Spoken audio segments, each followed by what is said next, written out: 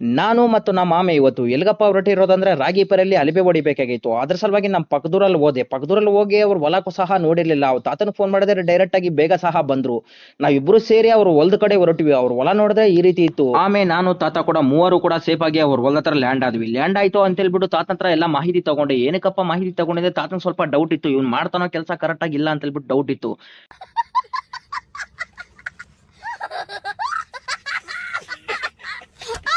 ನಾನು ಸಹ ಎಲ್ಲ ಮಾಹಿತಿ ತಗೊಂಡು, ತಾತ ನೀವೇನೋ ತಲೆ ಕೆಡ್ಸ್ಕೊಂಡ್ಬಿಟ್ರೆ ನಾನು ಕೆಲಸ ಮಾಡ್ಕೊಡ್ತೀನಿ, ನೀವು ಆರಾಮಾಗಿ ಕುತ್ಕೊಳ್ಳಿ ಅಂತ ಹೇಳಿದೆ. ಕುತ್ಕೊಳ್ಳಿ ಅಂತ ಹೇಳಿದ್ದಾದ್ಮೇಲೆ ನಾನು ಕೂಡ ಕೆಲಸ ಸ್ಟಾರ್ಟ್ ಮಾಡಿದೆ. ಕೆಲಸ ಸ್ಟಾರ್ಟ್ ಮಾಡಿ ಅರ್ಧ ಭಾಗಕ್ಕೆ ಬಂತು. ತಾತ ಕೂಡ ಪೈರ್ ಹೋಗೈತೆ ಅಂತ ಹೇಳ್ಬಿಟ್ಟು ಡೌಟ್ ಅಲ್ಲಿ ಚೆಕ್ ಮಾಡ್ಕೊಂಡ್ರು. ಪೈರ್ ಸಹ ಹೋಗಿತ್ತು. ಪೈರ್ನ ಕಂಪ್ಲೀಟ್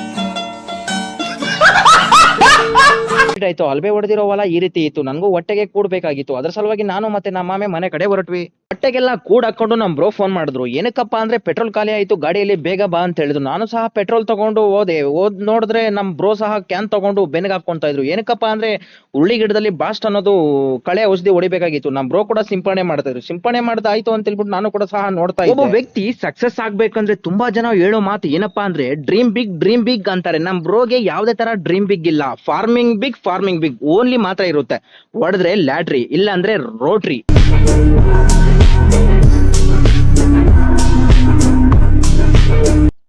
ಈ ಉರುಳಿ ಗಿಡ ಬಯಲು ಎಷ್ಟು ಎಕರೆ ಐತಪ್ಪ ಅಂದ್ರೆ 2 ಎಕರೆ ಸಹ ಇತ್ತು. ಉರುಳಿ ಗಿಡ ನೋಡಿದ್ರೆ ಈ ತರ ಇತ್ತು. ನಮ್ಮಪ್ಪ ಫೋನ್ ಮಾಡಿ ಅದೇ ಟೈಮಲ್ಲಿ ಮಳೆ ಬರುತ್ತೆ, ಬೇಗ ಬಾ, ನಾನು ಬೇಸಾಯ ತಗೊಂಬಂದಿನಿ, ಶೊಂಠಿಗೆ ಹಾಕ್ಬೇಕು ಅಂತ ಹೇಳಿದ್ರು. ನಾನು ಕೂಡ ಸಹ ಹೊರಟೆ. ಕೆಲಸ ಕೂಡ ಸ್ಟಾರ್ಟ್ ಮಾಡಿದೆ. ಇವತ್ತಿನ ಕತೆ ಎಷ್ಟೇ, ನಮ್ಮ ಮುಂದಿನ ವಿಡಿಯೋದಲ್ಲಿ ಸಿಗೋಣ.